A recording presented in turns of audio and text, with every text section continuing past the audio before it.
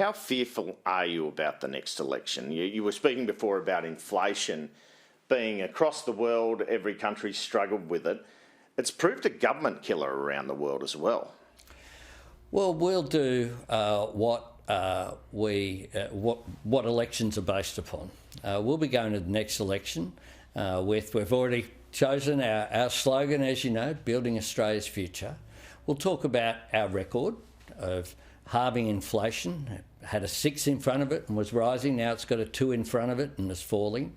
We've done that while creating 1 million jobs. We've done that while providing cost of living relief across the board, whether it's health or childcare or free TAFE or indeed tax cuts for every taxpayer. All of those measures were opposed by Peter Dutton. People would have been doing it a lot tougher if Peter Dutton was a part of a government, if we hadn't have won the last election. But elections are also about the future. They're about the future offer. They're about what we will do. And we will be arguing very strongly that Australians will be better off under a Labor government than they would be under Peter Dutton.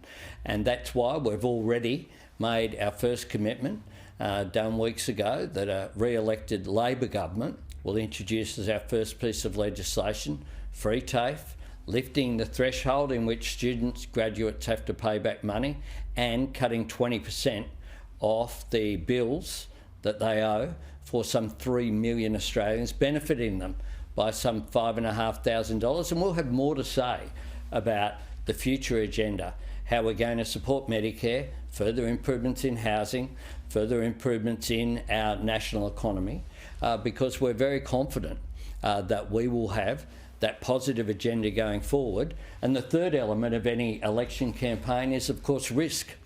All of the gains that have been made are at risk. Peter Dutton has not produced a single costed policy. He talks about nuclear. We still haven't seen any costs yet, but that's off in the 2040s, and there's no plan for what happens to energy policy in the meantime. How much should we read into you talking to Roger Cook about a possible March election? I have not spoken to Roger Cook about a possible March election. Did you speak to him about, is it, you know...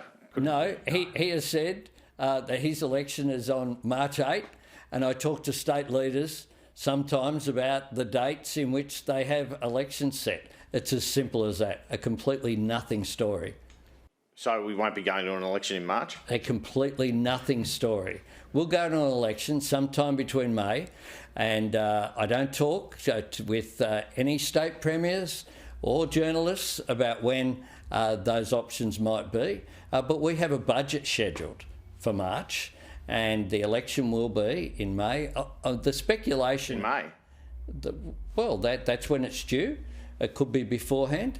But that will be a matter for me to make in conjunction with my cabinet colleagues. I've read, Andrew, that the election was going to be August 30, then it was September, then it was December, because journalists are bored, and when they got nothing else to write about, they write about election speculation. I think there should be 4-year fixed terms. I've said that very clearly. Thanks so much for your time. Thank you.